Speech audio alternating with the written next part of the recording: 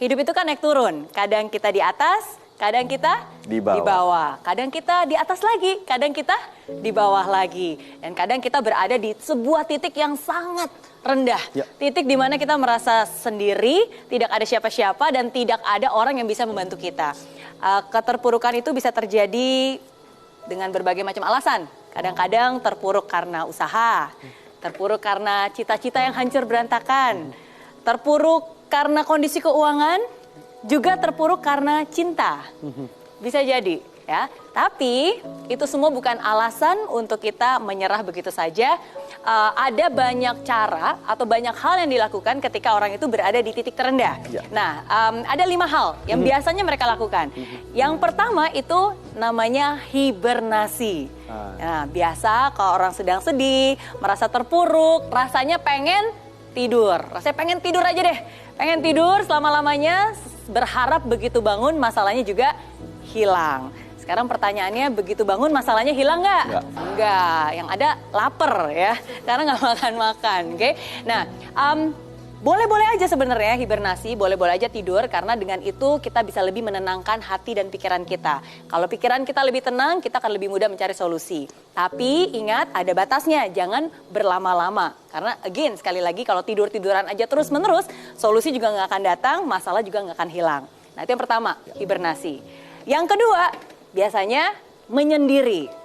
Nah, sekarang pertanyaannya, boleh nggak menyendiri ketika kita lagi sedih, ketika kita berada di dalam titik terendah? Boleh, tentu saja boleh. Oke, karena kadang kita juga butuh waktu untuk sendiri memutar kepala, ya, memutar otak untuk mencoba mencari solusi. Ya, boleh-boleh aja. Tapi ingat, jangan sampai kebablasan. Karena ini yang sering kali terjadi ketika kita berada di titik terendah, terus kita menyendiri, terus kita lupa. Akhirnya kita terlena dalam kesendirian kita, merasa nggak punya siapa-siapa, menyalahkan diri sendiri, merasa diri tidak berguna, dan ingin mengakhiri segalanya. Nah, yang ketiga, yang juga biasa dilakukan ketika orang berada di titik terendah. Jadi kalau dia nggak hibernasi, dia nggak menyendiri, yang ketiga itu biasanya dia mencari distraksi. Mencoba mengalihkan perhatiannya kepada hal-hal yang lain. Kayak aduh pusing nih mikirin hal ini, udah coba deh saya cari distraksi. Oke, mungkin saya coba lari untuk mengeluarkan tenaga, oke, mencoba berenang, mencoba olahraga, mencoba makan mungkin, pelarian, shopping, dan seterusnya. Itu yang ketiga. Yang keempat, curhat, cari teman untuk cerita.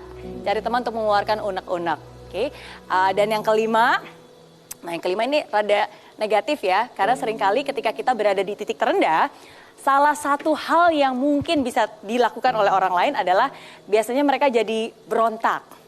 Mereka jadi berontak. Mereka berpikir, ya udah hidup saya udah hancur, sekalian aja hancur. Sekalian aja saya melakukan hal-hal yang pokoknya aneh-aneh deh. Ya, dan justru malah hancur berantakan. Jadi ada pelarian, rasa berontak, rasa rebel. Oke, nah ini biasanya 5 hal yang bisa dilakukan. Oke, kita lihat quotes berikut. Titik terendah bukanlah tempat untuk kamu menyerah, tapi titik terendah adalah tempat untukmu berpijak, membangun fondasi kokoh nan megah. Walaupun kita sedang berada di titik terendah, walaupun seakan-akan tidak ada lagi jalannya, tapi ingat itu bukanlah alasan untuk kamu menyerah. Itu bukan alasan Anda untuk menyerah, tapi itu adalah tempat untuk Anda bisa berpijak, membangun fondasi yang jauh lebih kokoh untuk Anda di masa depan. Setiap orang pasti pernah mengalami titik terendah, termasuk juga saya. Di usia saya yang masih muda, 20 tahun, saya harus hidup sendiri, jauh dari orang tua, penuh dengan kekurangan, keterbatasan finansial, keterbatasan bahasa. Ada banyak hal yang saya ingin dapatkan, tapi saya tidak mampu. Ketika saya berada di titik terendah, saya jadikan titik terendah itu sebagai fondasi untuk saya membangun mimpi-mimpi saya.